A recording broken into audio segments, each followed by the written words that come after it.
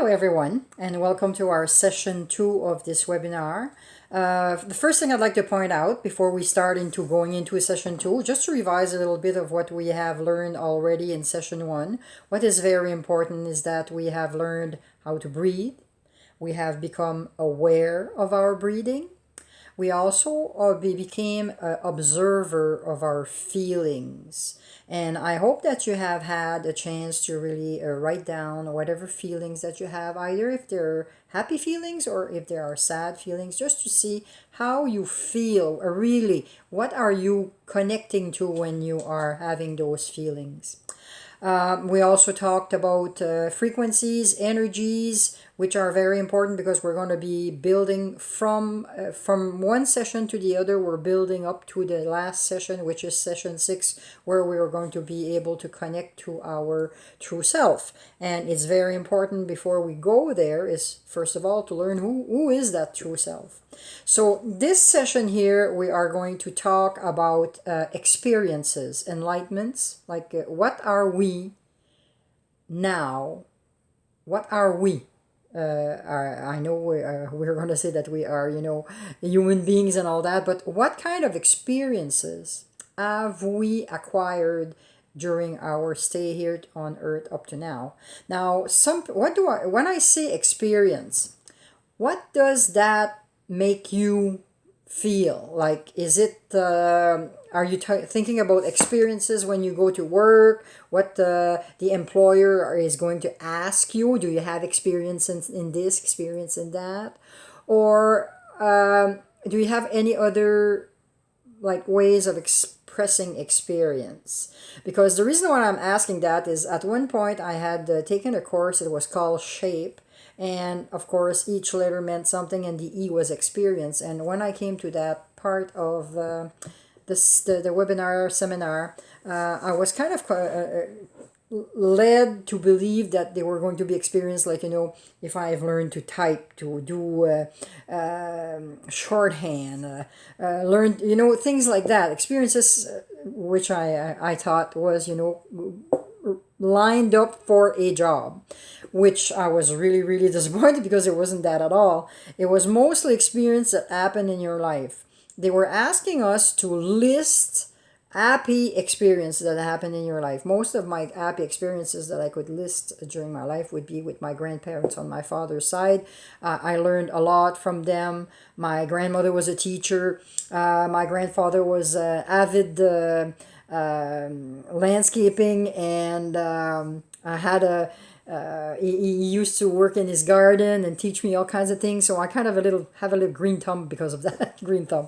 So these were the happy experience. However, they started to ask us about our bad experiences, and that kind of not went well for me. I had to back out of that specific training for a bit, and then go into maybe learning a little bit more about that and how to deal with that, and then come back. Because I did have some very bad experience in my life, and most of the time people are telling you, well, you need to forget about that, you shouldn't be thinking about that. However, when they do pop up, it kind of brings you down, and you need to find ways of bringing yourself back up. So this session is all about good experiences. Okay, I want you because you will need that in session 6. I will be talking more about that. You need to find some good experiences in your life.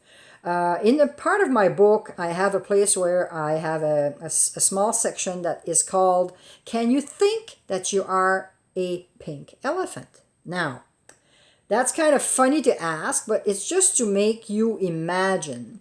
At one point in my life, I had to go and see a specialist, a counselor for my daughter and myself.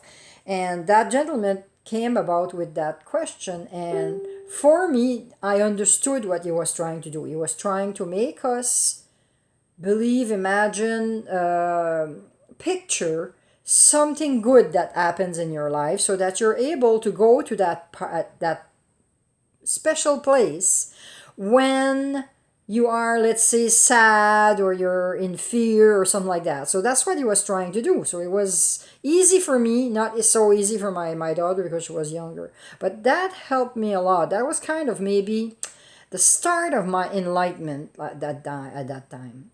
So it's very important to learn how to acquire good feeling stories. Okay? If you can't borrow somebody else's, imagine that you're in that story. It's so important to try to help you acquire a good, peaceful feeling when you're meditating, when you're trying to do, like we're going to do some light visioning calling in the session 6, and you need that. So right now we're in session 2, so you have session 2, 3, 4, 5 to try to find a good story. Write one down, make yourself the leader of that story, of that happy story. It's very, very important. Now, don't go into the dilemma of other people saying, well, we need to think about our bad too and all that. I'm not asking you that today. It's not into this right now. We are going feeling good all the way. Okay? So let's go through that very slowly.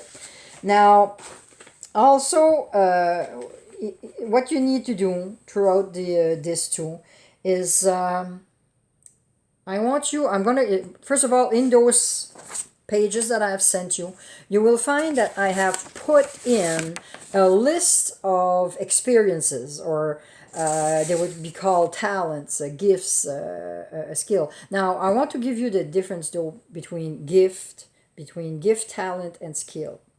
A gift is something that you have you have no need to learn because it was given to you.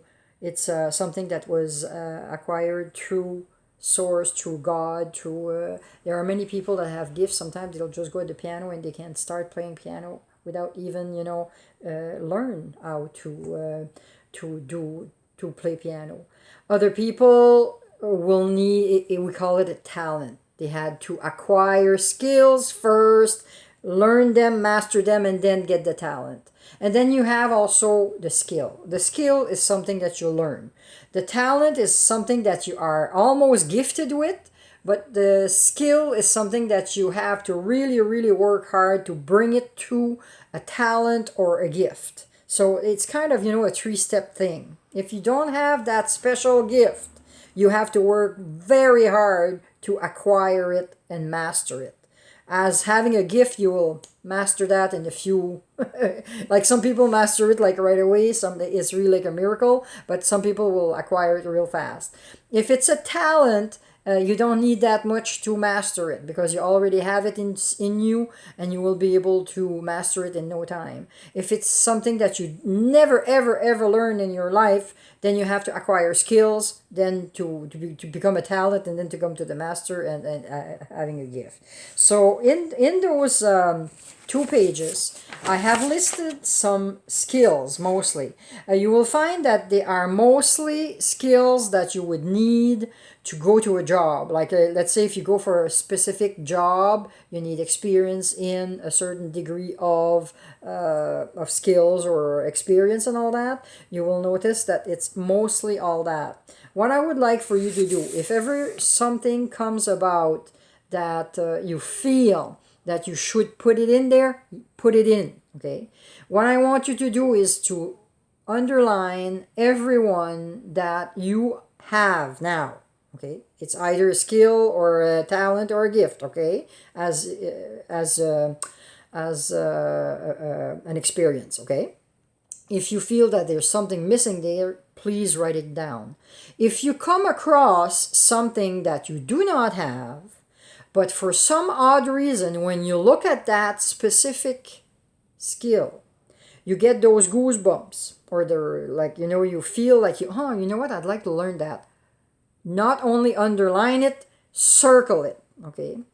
Then after that, you might want to ask questions like, what should I do to acquire skills for that type of skill that is written right there? Because possibly this is something that your source, your inner being, is telling you, hey, maybe you should look into that one. That's something that you might, appreciate learning and all that. This session is a little shorter because, like, I didn't have much to talk about, but what I want you to do is to, like I was explaining, like, it's feel good. It's the feel good thing. The F is for flower of hope. The E is for experience. So right now we're looking what we need to tell us ourselves that we are good into. Okay, we need to valorize ourselves.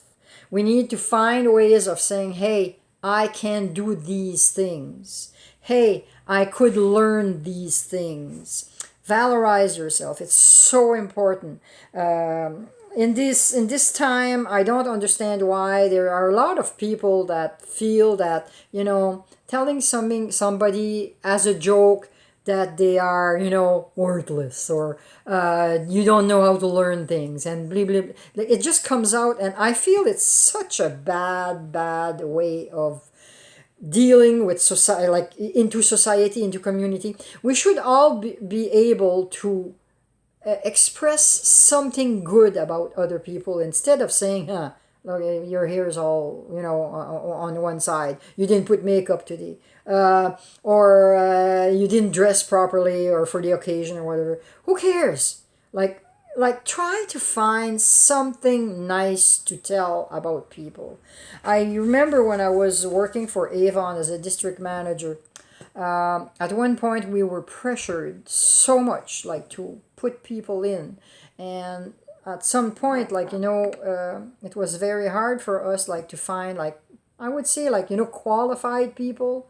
So our job as a district manager was to recruit people and then train them in a 6-level training. And I really appreciate that 6-level training because it helped me look at the people a different way, finding their qualities, what make them tick, and all that. And one thing that I've always said to myself, even though I would go into a place and I would say, oh my God, this poor lady is not into it, I would find a way of valorizing that person. It didn't matter what it was, but it was important. Not for me. I don't say it's for me. It's for that person, valorizing that person. Anything from, my God, your house is so clean, I wish I would have you as a maid at my home. Or, I know everybody love to give me a cup of coffee or a piece of cake or something like that. I would always, point out how good cooked they are. Anything that would valorize that person. It's so important.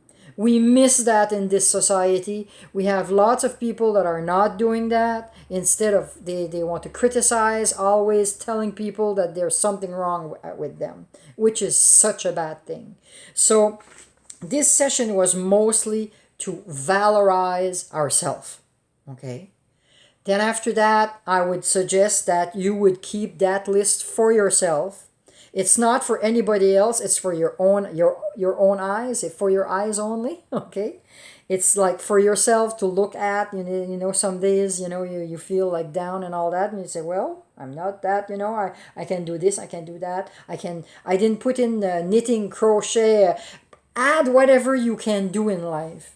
Okay. Some people are very creative. I put creativity, but creativity that can be anything from painting. And when I mean painting, it doesn't mean only painting the side walls or something like that. It could be painting a nice picture, doing intuitive painting. You can, in creativity, you can also knit, crochet, needlepoint, counter stitch, everything. Anything that will bring out to valorize yourself, okay? And what I really want to continue this session here is first, then we're going to go to the next session for sure, in session 3 and all that. But this one here for this week, what I want you to revise that list as often as possible. Look at it, and sometimes you'll see, by starting to look at something else, to do something else, you might want to, I don't know, learn Spanish. Go for a a yoga class, a belly dancer class. Why not? Okay, this is something that I'm looking into right now. I possibly will be doing that by next fall. And of course, it's very important to imagine. And then by imagining these things, then you start believing in yourself more and all that. So that's what's so important about this, okay? So revive the list, and continue being aware of your feeling, aware of your breathing, and continue like all those steps that we have done.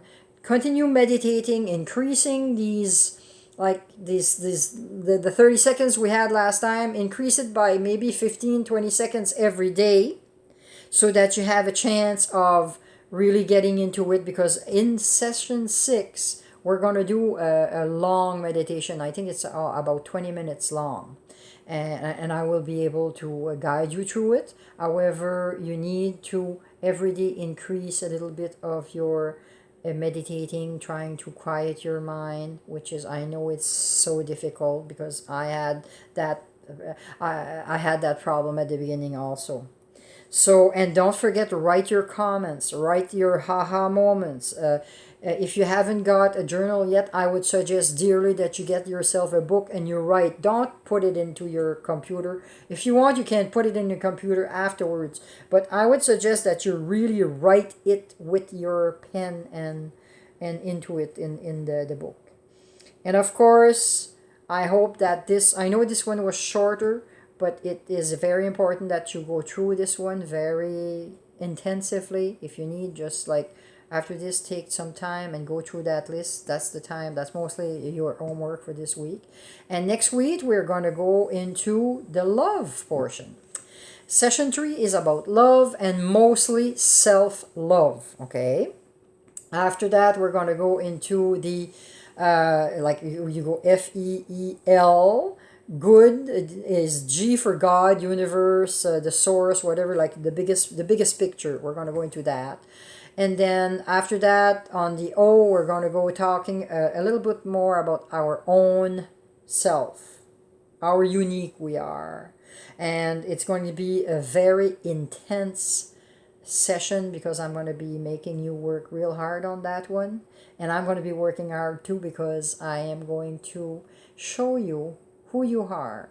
And I'm going to guarantee you one thing. This is going to be a very revealing session, because when I did that to myself, I was 58 years old, and I could not believe how amazing this made me feel, because I finally understood myself.